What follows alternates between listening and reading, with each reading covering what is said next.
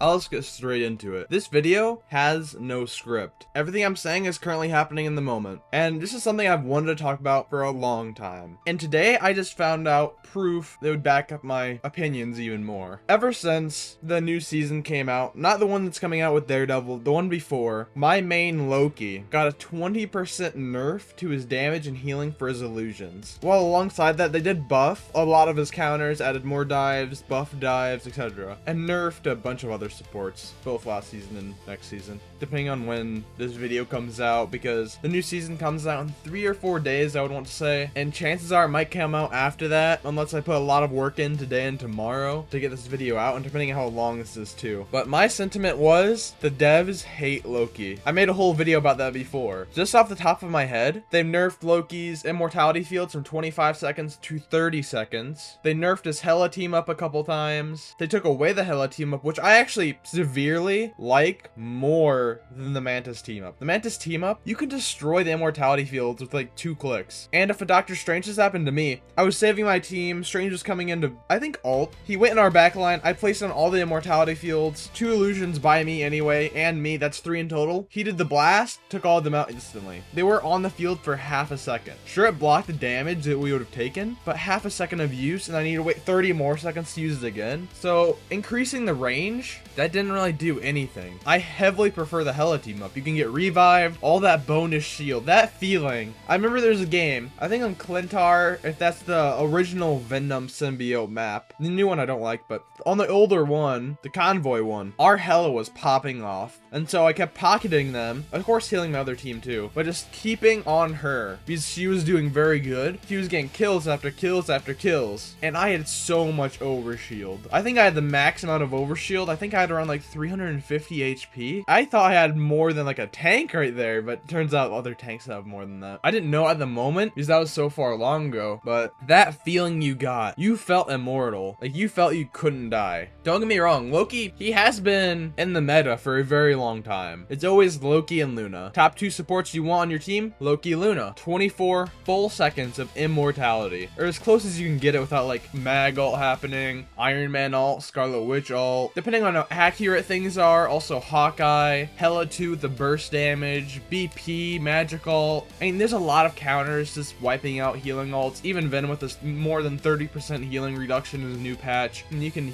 easily burst down those type of damages too. Even Jeff NATO, that can just like wipe them all out. Jeff 2, just everyone's running Luna ult, grab him up, same with Invis ult, you can do that. And when Loki got all these nerfs, even after my last video, people were like, oh, I hate that Mantis team up with him. The immortality fields are even bigger. I can't even look up at head height to shoot the crystals 2 times and get rid of them. I'll just keep shooting at the people below them. Keep in mind, there are multiple things in the game which auto-target the runes. Like, I bet you don't know, Namor squids target the runes over the people under the runes. I mean, you have to play Loki to really get it. And a lot of these people, like even top ranks, top content creators, don't know that. They just play against Lokis and have people on their team who are Lokis. Or like if you're Necros, you play Loki after a few supports got a slight damage buff and matchmaking wasn't heavily sided against them. In terms of point spread you get per match, a lot of these people who play him for a short amount of time, who only play against him, not as him, or play with him, not as him, they don't know any of the nuances. Like me, I will fully admit, if I went to go play BP right now, and listen, I only have maybe 2 games of BP, I can show it on the screen now. I don't have the stat on me because right now this is no script at all, but I can show that on the screen how many games I've actually played, my win rate, because I'm truthful about it, I'm honest about that. But I bet there's a lot of things I don't know about BP. Now if I take BP and put them in lower ranks than Smurf, yeah, I bet with just my game awareness and sense, I could get to a higher rank than Bronze 3. Now could I get to like Eternity with it? I'm not even Eternity with my main right now, I haven't played that much, so hard to say there if I'll improve, see the nuances, but my point is, I've played Loki since season 0. In season 0, I made it a Grandmaster 3 with around, I think, a 55% win rate. Every season after that, win rate, win rate, win rate. Across the board. No losing win rates. No losing seasons.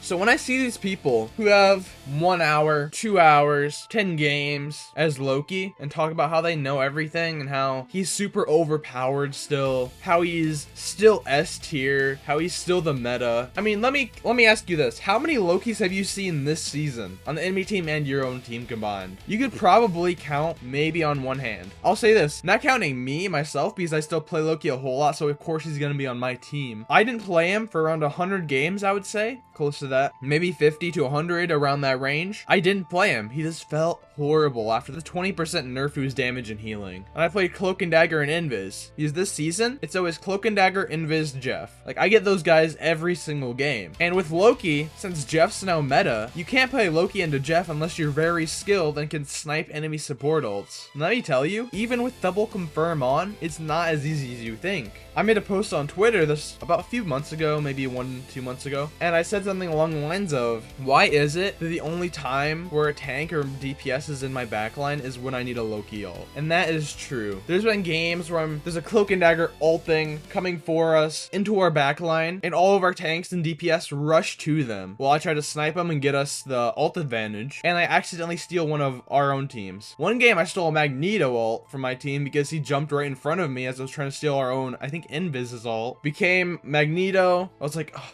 this is gonna ruin the round. I'm throwing. I pop his ult, look for the Cloak and Dagger, throw it, pop her, kill her, well, dunk on her, get the other mag on point, half HP, kill him. Then there's one other support on the Hydra map at the very entrance where they come out of. And we won that game, won that team fight. There's a stat I came across today reading this, October 6th, and I'll put this in the description down below if I remember, but out of all top players, high ranked matches on PC in Season 4, Loki's win rate is 45.26%. I mean, if that screams meta to you, if that screams S tier to you, I don't know what you're thinking. I don't know what's going on in that brain or lack thereof. He's a 45.26% win rate among the best of the best players. Some people may say, if I didn't tell them it was high ranked, that's counting lower ranks. The people who don't know the character are playing him, which other than people saying that support is easy to rank up with, that's kind of a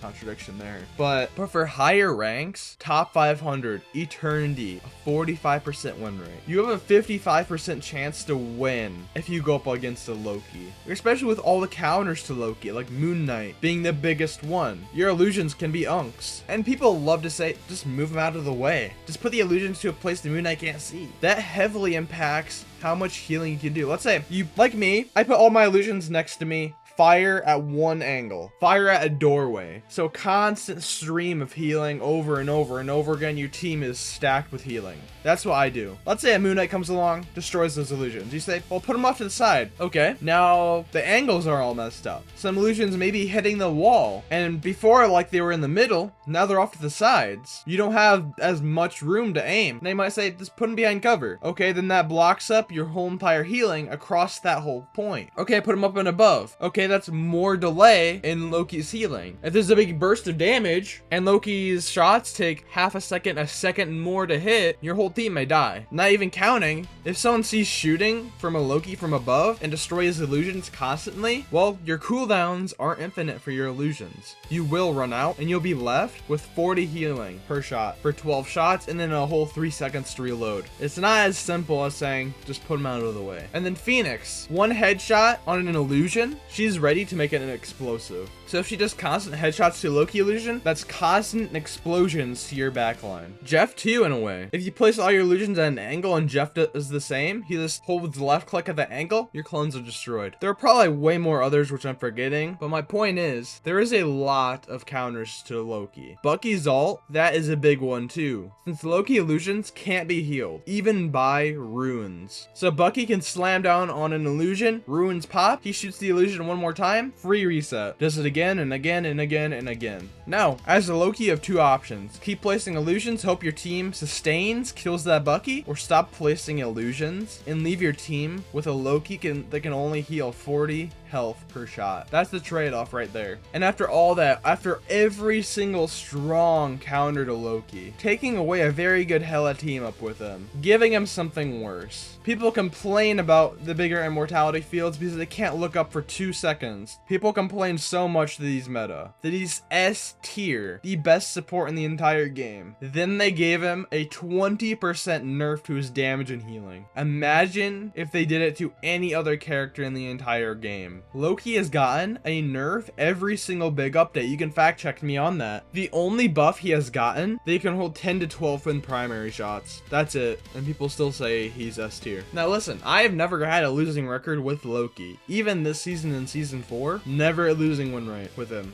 I stopped playing him for a while, started playing him again, constant SVPs, MVPs, positive win rate. He's currently my highest win rate, I think at like 57, 58%. So I'm heavily above average with Loki. But in high ranks, the best of the best players, 45.26% win rate. But people still say, oh, you know, dives are super weak right now. We need a Giga buff Black Panther if he just got a good Gamma team up. We need a Giga buff Magic. We need a Giga buff Spider-Man. You know, he has an instant death combo nearly every single season and has an ult that can wipe out an entire backline in less than 5 seconds, especially if they're caught off guard. And if he dies, he can just go back to point in 0.2 milliseconds. Yeah, that guy needs a buff. He's super weak. He needs a Giga buff. Meanwhile, every single support, nerf, dives have gotten constant buffs the past 2 seasons. Maybe even before that. I didn't pay attention to season 3's buffs. I only played 7 games during season 3. 7 ranked games, because the game just felt horrible and so toxic. And now Iron Fist 2 getting a slight damage buff. Angela,